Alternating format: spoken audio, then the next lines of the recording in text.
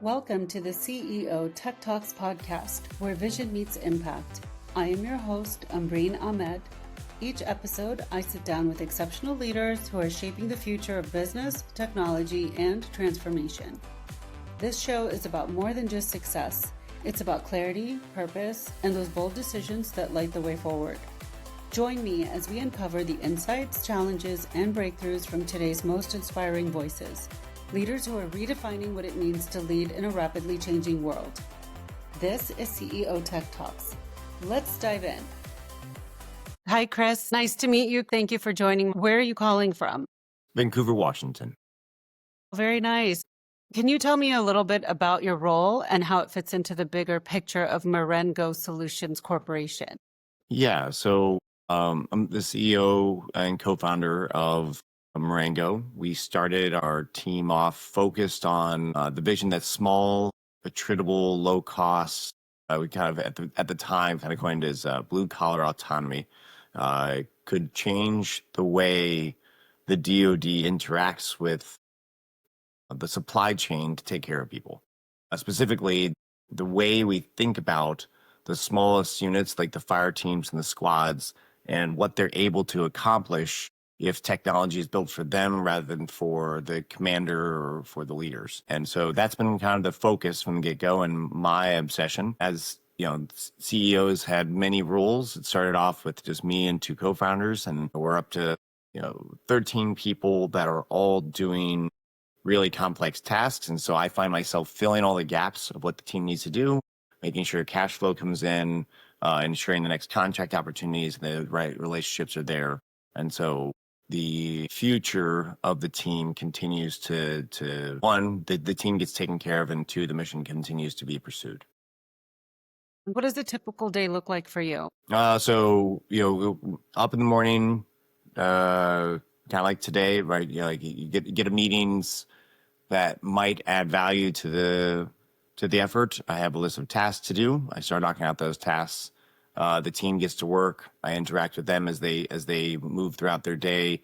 And there isn't a typical day per se as far as the rhythm goes. But I do block out time in the afternoon, evening for family. And then I do work in the evening after that for, an hour or two. My wife and I both have projects and efforts and work to do. So we kind of sit down on the couch or sit in my office together and work on our computers. But there's travel involved. I travel probably a week, a month, 4 or 5 days. But that is the rhythm. Okay. So what major shifts are you seeing in your industry right now?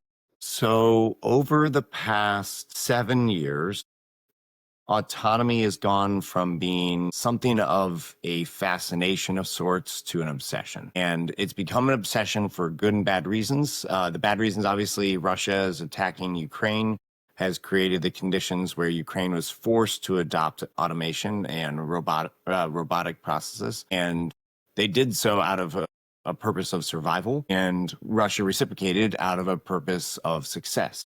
And what that's shown the rest of the world and in the defense industry is that either survival or success depend upon automation. And I don't know if artificial intelligence has had as much contribution to it as many people thought, as simply human augmentation towards the processes that they already accomplish.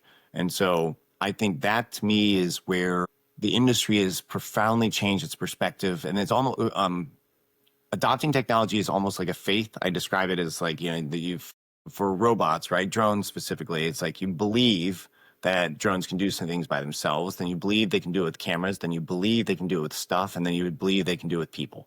And I think that progression has accelerated and started to expand, but I don't see a change in my industry as far as how people are approaching this, with the exception of a few industry leaders, that we're still waiting on the DoD to identify and clearly articulate requirements that are then funded in the hundreds of millions or billions, rather than creating the technology first. It was like, the laptop computer. It would have, I can't even imagine the scenario where industry would have waited for the DoD to define the requirements for a laptop computer rather than a desktop computer. And I think that's where we're at with robots right now. We're still We've made the desktops, we've made the laptops, and we're still waiting for them to provide us requirements.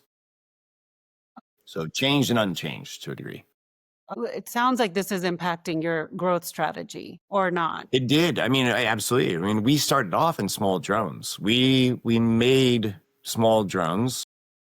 Believed we got even some small contracts with the DoD to demonstrate how small drones could scale the deployment of material and the deployment of effects, communication, sensors, things like that back in 2019, 2020. But as those rose up the food chain, we routinely were met with the conversation of, well, this won't matter in a peer engagement. Like peer in the DoD sense is defined as somebody that is as capable as us or nearly as capable as us, rather than a counterinsurgency environment where it's kind of understood that there's disparity between the capabilities of the operational forces, and one side is using asymmetric effects because they cannot go toe to toe. And they assume that drones would be part of that. As soon as you get to a peer threat, they won't work. Like the countermeasures will be too strong, and the electronic warfare will be too capable. And so we had to, in 2021, pivot away from small drones in fleets and packs and swarms to be able to survive as a company. I think that, we did not ask Russia to attack Ukraine to vindicate us. That's a nightmare of mine. But it did open up a lot of people's eyes to what it can be. But it got flooded then, and the market became even less, in some ways tenable, but even in most ways less tenable because it became so competitive. And lots of companies have come and gone. So rather than deciding to chase the fad again, we remained focused on the pivot down to the ground. And this is where we have responded to the market, and less the market and more the culture. We focus on the ground. We focus on airfield autonomy because the airfield is the place where there hasn't been modernization in 70 years. And if you go by the adage of like, you shouldn't try to do something new or start a new business unless you're going to be 10 times better than the last one. So we saw where we could be 10 times better after some tests at McGuire Air Force Base, doing delivery and FOD collection with an experiment they were running up there. And so we saw we are 10 times better than people collecting FOD. And there aren't enough people to do all the jobs that only humans can do on airfields. So really focusing on the dirty, the dangerous, the dull tasks on airfields has been where that realization I was talking about earlier, like, people leaving cameras and then moving stuff and then moving people. The airfield is just getting there. And we have, since 21, 22, 23, really positioned ourselves as the premier tiny team leading thought. There are some other folks out there that are medium to larger, but I think most of them are waiting for requirements or not interested in the lowest levels ability to use things. They're still building things for commands.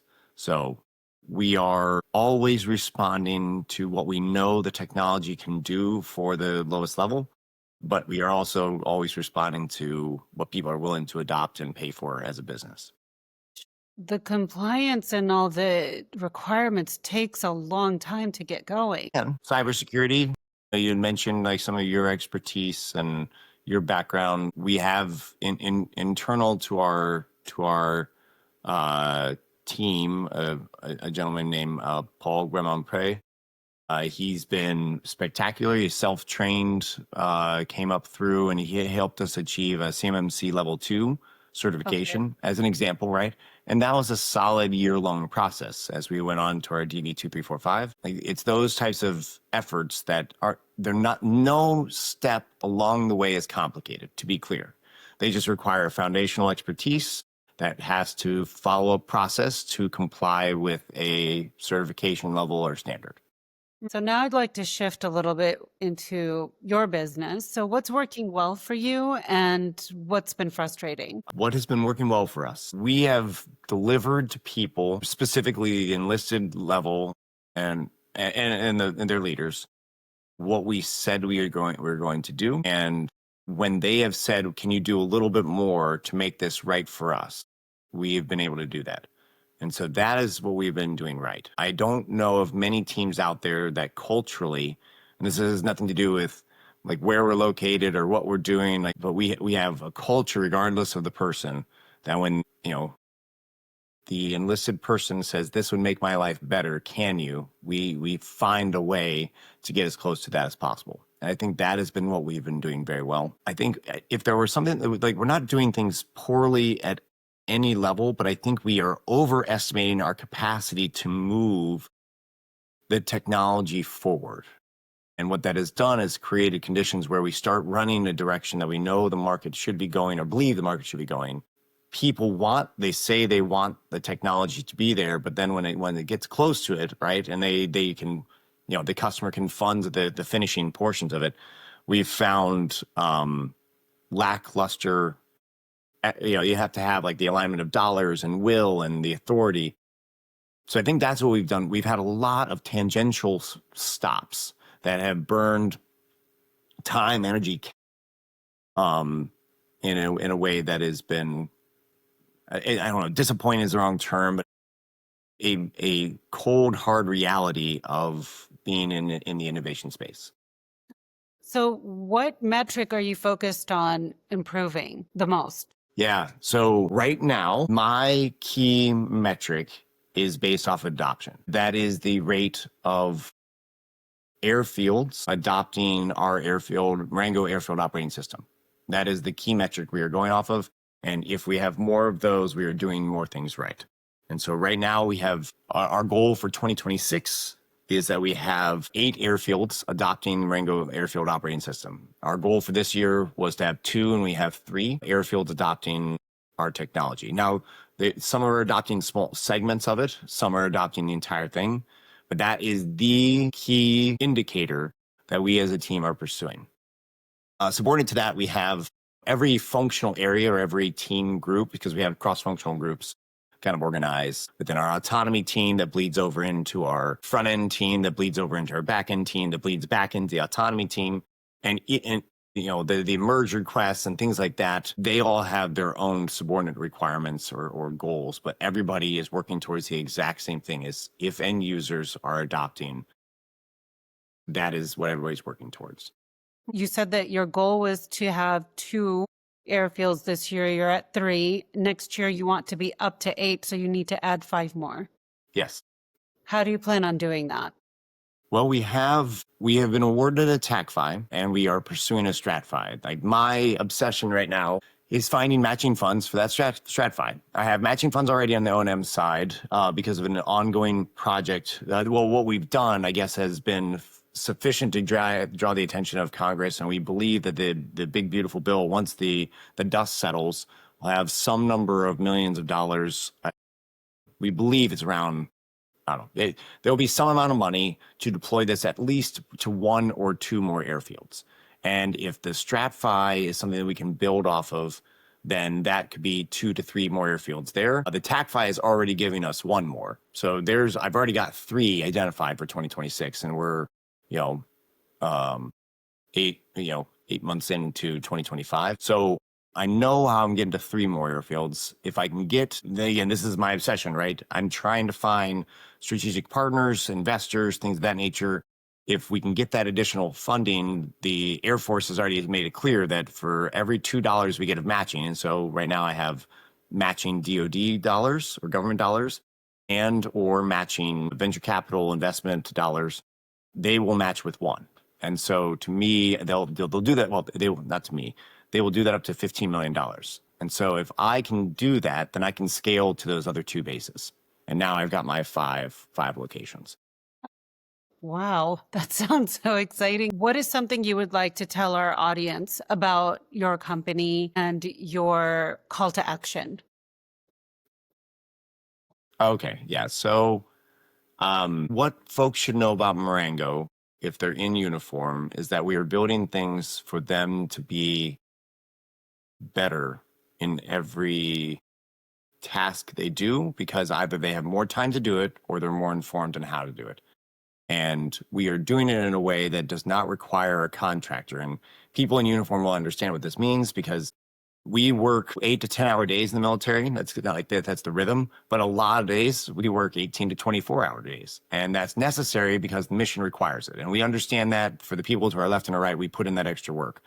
a lot of the directions we have taken within the DoD to bring on contractors. And I say this as I almost sound two-faced. I am myself a contractor, right? We are contracted to deliver services. But if those services depend on the contractor in order for it to operate, it is vulnerable to those times when you need 18 to 24 hours. So we are building something at Maren-go that is designed for them in uniform to be able to disassemble and assemble a NATO-made hardware with NATO-made and US-made software to do their jobs better.